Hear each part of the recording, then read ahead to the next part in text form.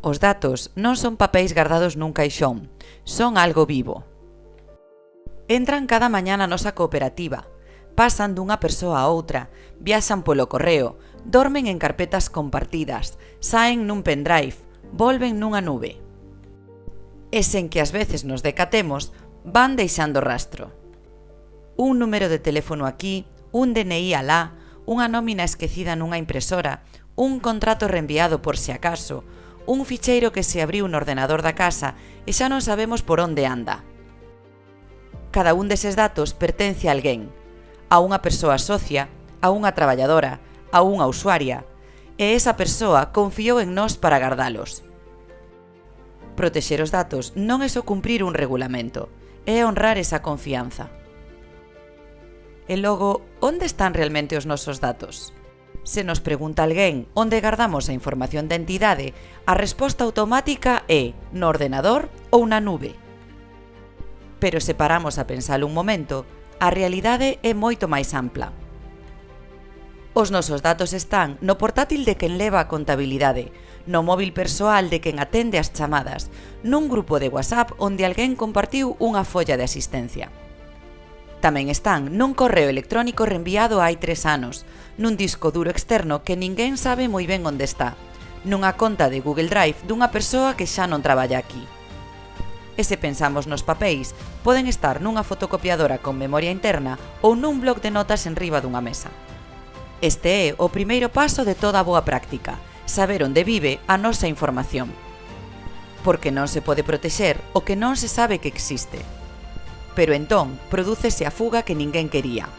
Cando se fala de fuga de datos, a maioría da xente imagina un cibercarracho encapuchado diante dunha pantalla negra.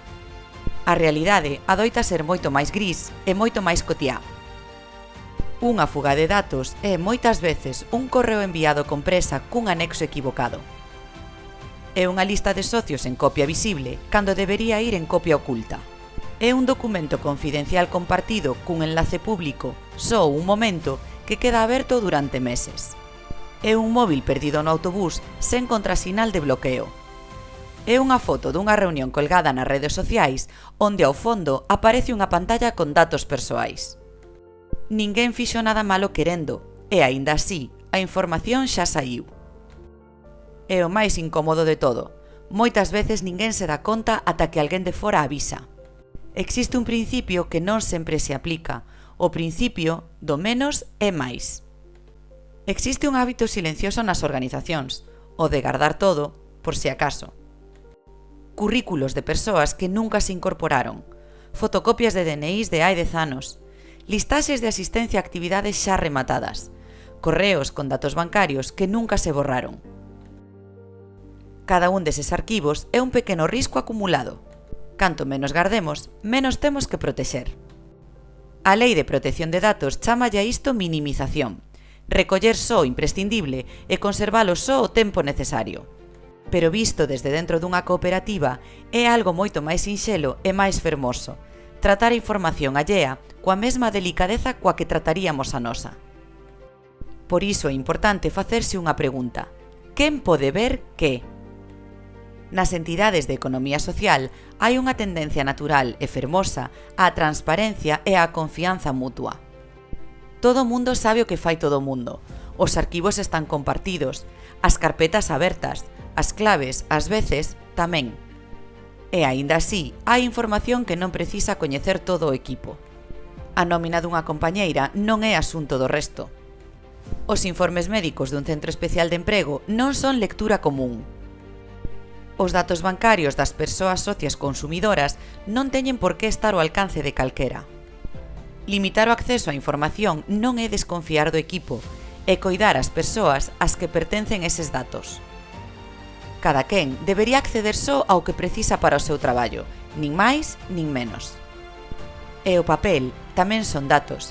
Ás veces falamos tanto do digital que esquecemos o evidente. Unha carpeta cun expediente laboral enriba dunha mesa é unha fuga de datos en potencia. Un contrato esquecido na bandexa da impresora tamén o é. Un caderno de notas cos teléfonos das socias levado na mochila por toda a cidade tamén. E o lixo? O lixo é un dos lugares preferidos para atopar información sensible. Tirar un documento cun DNI sen destruir equivale a colgalo nun taboleiro público. Mesa limpa ao final do día, papel sensible sempre destruído, información impresa guardada baixo chave, hábitos pequenos, impactos grandes. E cando os datos saen de viaxe, tamén hai que coidalos.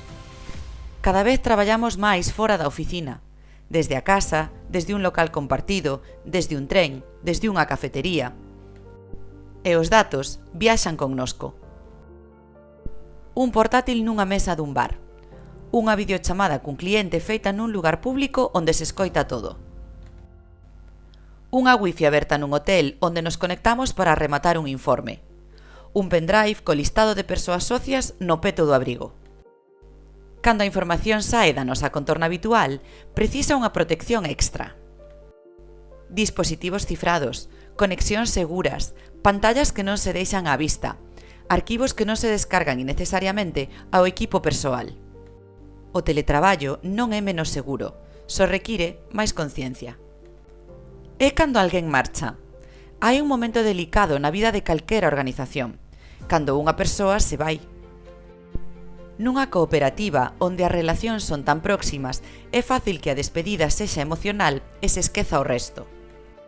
Pero esa persoa tiña acceso ao correo corporativo, á nube, á aplicación de xestión, aos grupos de mensaxes, quizáis tamén ás redes sociais da entidade. Pechar accesos non é un xesto de desconfianza, é parte do coidado mutuo. Porque deixar contas abertas é, en realidade, deixar a porta aberta a problemas futuros para todas as partes. Falemos logo de boas prácticas para protexer a información. Protexer os datos non require unha gran infraestructura, require constancia e unha certa mirada atenta ao día a día. Fai inventario da túa información. Crea unha lista do que gardas, onde o gardas e para que o gardas. É o mapa que che vai guiar en todo o demais. Garda só o imprescindible e durante o tempo imprescindible. Revisa periódicamente carpetas, correos e arquivos antigos. Borrar con criterio tamén é protexer. Clasifica a información por niveis. Non é o mesmo unha acta pública cunha nómina. Distingue o público, o interno e o confidencial e trata cada nivel como merece. Controla quen accede a que.